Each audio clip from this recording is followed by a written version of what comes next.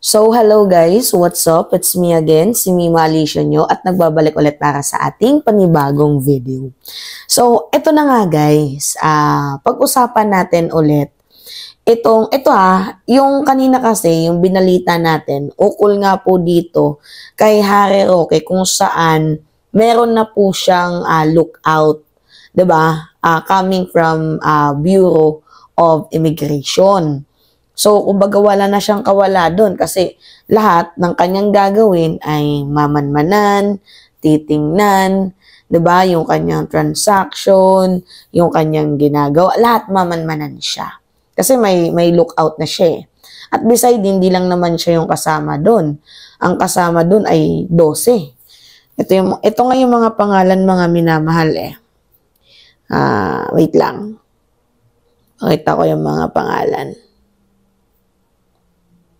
Kabilang na nga dito si Cassandra Leong, si Harry Roque, Jiang Tan, Jing Gu, Stephanie B.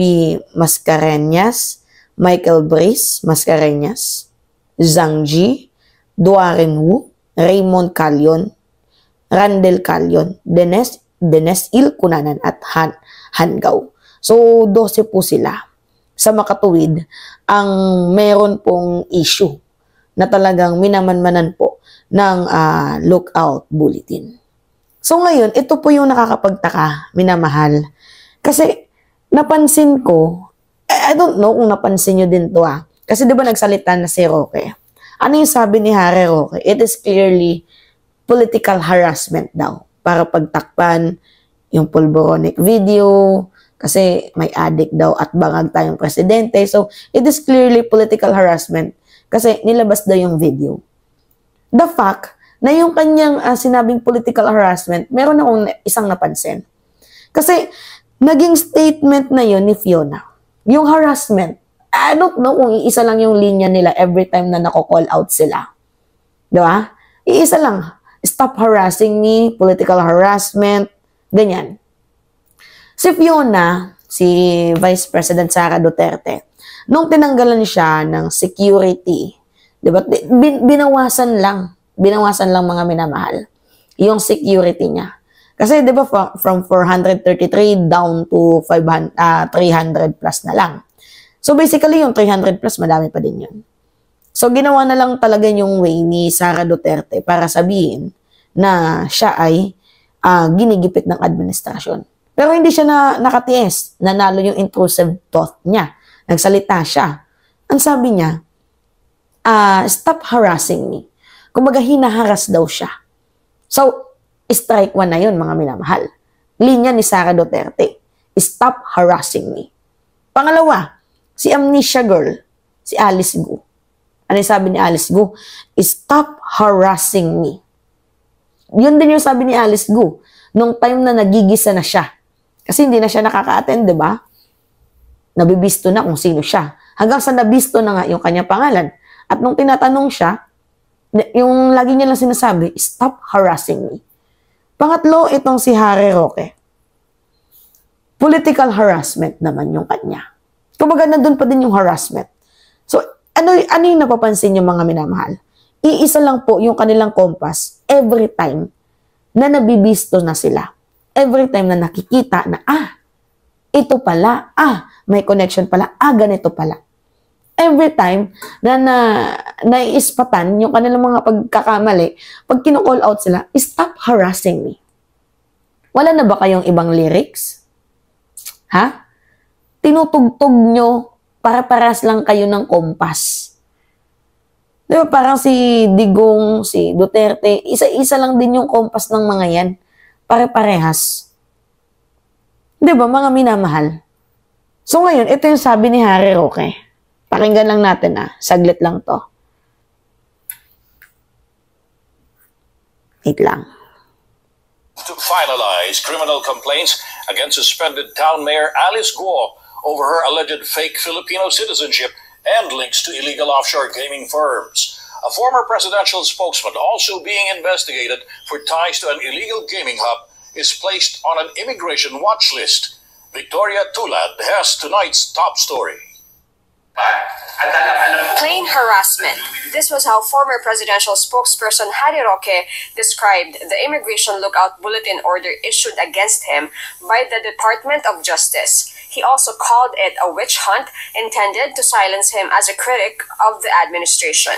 Roque said there is no reason for him to leave the country and assured that he will face his accusers. Roque and 11 others were included in the lookout order in connection with alleged human trafficking in the raided Philippine offshore gaming. A taste of your own spill. Ano yung sabi ni Harry Roque kanina?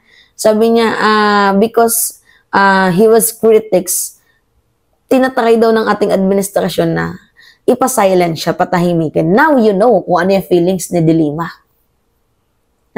Ngayon, alam mo na yung nararamdaman ni De Lima. Na kung saan nung nagsasalita siya para sa katotohanan, ay pinipigilan ninyo at ginawan nyo pa ng issue. Now you know yung feelings ni De Lima. See? Pero hindi naman ganun yung administrasyon, guys. Kumbaga, a taste of their own medicine yung nangyayari sa kanila. Diba? Well, yung kay Roque, may basihan naman talaga yun. Kasi aminado siya na nag-Harvard siya ng kriminal eh. Kasi yung taong mga nangungupahan sa bahay niya doon sa, sa Benguet, Baguio, Benguet, basta nakalimutan ko na, sa may Tuba, inamin niya na may mga kaso. So, harboring of criminal yun. Diba? Mga minamahal?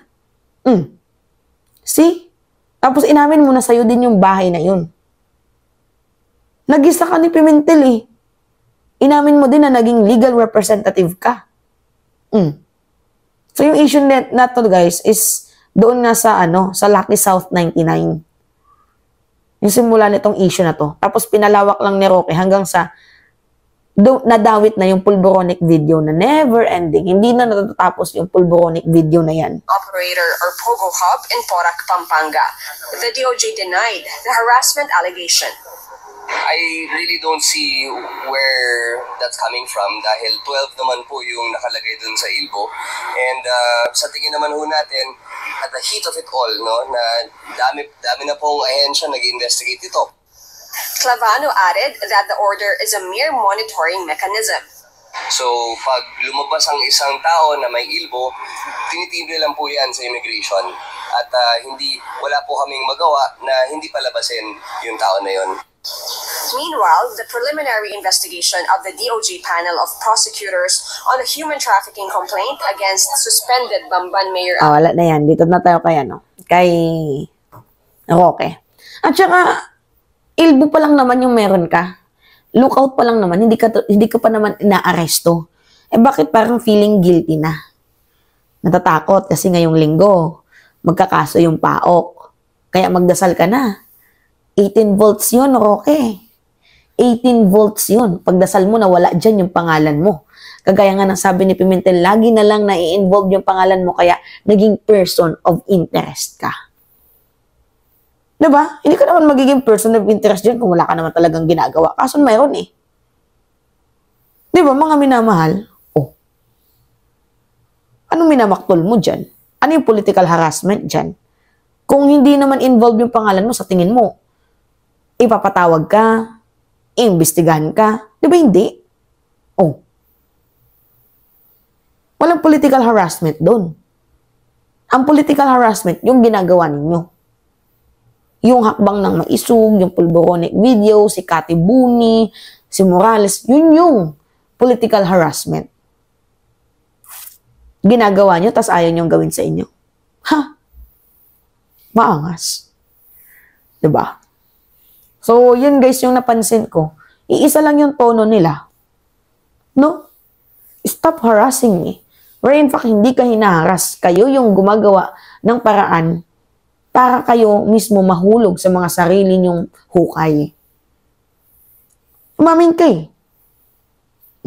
Tapos, sasabihin mo, political harassment. Kasi nabibisto ka na. Huwag kami. Yun guys. Anyway, it's me again, si Mima Alicia nyo at nagbabalik ulit para sa ating panibagong video.